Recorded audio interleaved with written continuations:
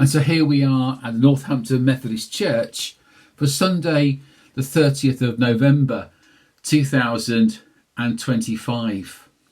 It's the beginning of our Advent season here in Northampton. And the theme that's been chosen this year by the Methodist Church is one word: gifted. So during this Advent time, we're challenged not to just to wait for this Christmas season, but to prepare ourselves this Advent. It is an invitation to let God peel back what's not needed in our lives. And this week's sermon is from Psalm 122 in the Old Testament and from Matthew chapter 24 and verses 36 to 44.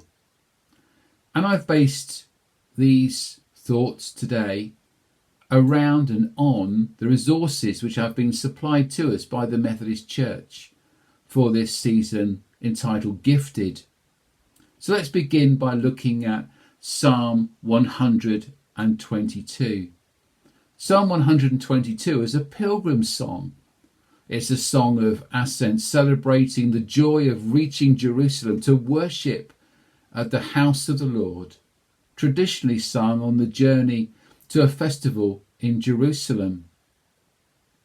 Now, various commentaries highlight that its structure, there is a joy of the arrival of the praise for Jerusalem as a unified city and the sight of God's presence, and the call for prayer for its peace and security on behalf of fellow believers and the temple. Many commentators interpret this psalm as encouraging believers to look forward to gathered worship and to be a unified community. The very name Jerusalem holds within the word a wonderful word, and it's called shalom, which means peace. Jerusalem is the city of peace. A gift from God, a gift that was originally for Israel, but also as envisioned in our Old Testament prophetic book entitled Isaiah and chapter 2. And it says it's for all people. And in verses 6 to 9, the psalm becomes a prayer for the city's well-being, for its security, for its peace, and also for its prosperity. These ancient prayers stand in sharp contrast to the historical and the present-day reality of Jerusalem, a city too often marked by war and conflict and instability. Yet the psalm invites us this Christmas season to imagine and to pray for an alternative story, one in which Jerusalem, and by extension this is for all communities, to become places of shalom, of peace, places where peace is not just hoped for but is lived, places that are a gift to all who dwell there. This Advent we invite you to enact that vision with a simple gesture, for example by delivering cards to your neighbours. This gesture recognises them that as a gift to your local community, and in doing so you proclaim the prophetic truth. This too can be a place of peace and well-being. So coming now to the Matthew passage which I mentioned at the beginning of our reflection, comes from Matthew chapter 24 and verses 36 to 44. Now it's a thought-provoking passage, and it gathers probably several sayings of Jesus, each carrying a strong sense that something significant is coming, though we don't know when. The passage uses the analogy of a thief who comes at an unexpected time to illustrate how sudden and surprising Christ's return will be. And verse 36 includes a notable textual variation. Nor the Son appears in some manuscripts of Matthew, but it is missing in others, as well as the parallel passages in the Gospels, Mark and Luke.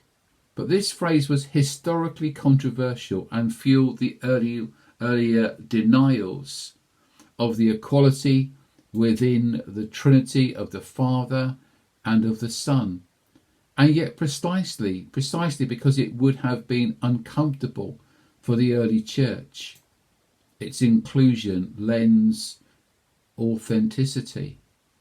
Difficult and awkward sayings are more likely to be genuine, less likely to be invented, some say. Some modern scholars interpret that this phrase as part of Christ's kenosis, his willing self-emptying during the incarnation. In verses 40 to 41 in Matthew's Gospel, which I mentioned earlier, shows a pair of people doing everyday tasks. One is taken, one is left. The meaning is ambiguous, and is it better to be taken or left? The core message is to live according to Jesus' teaching with a constant readiness. The core command is to be ready and also to stay awake. This doesn't mean a frantic preparation, but a continuous state of living faithfully and obeying Jesus' teaching in the present moment. Alertness and sobriety, so one is prepared whenever the Lord returns. But when you buy a gift for someone, before you can give it, there's usually some work to do removing the packaging or peeling off the price label, maybe taking off a for sale sign sticker. But as followers of Jesus, called to be a gift to the world, Advent is a time to consider what we need to remove. What attitudes or habits or distractions even need to be peeled away. Jesus said we must be ready for the coming of the Son of Man. The passage uses the analogy like a thief in the night and the days of Noah to emphasize the suddenness of this event and the need to live a life of faithful readiness rather than trying to predict the day or the hour. But as this Sunday is the first Sunday of Advent, it begins. So we too would reflect on what that means, but not with a fear, but with a hope that we are being made ready, that we are being refined and wrapped in God's amazing grace, to be given as gifts of peace to the world. Amen.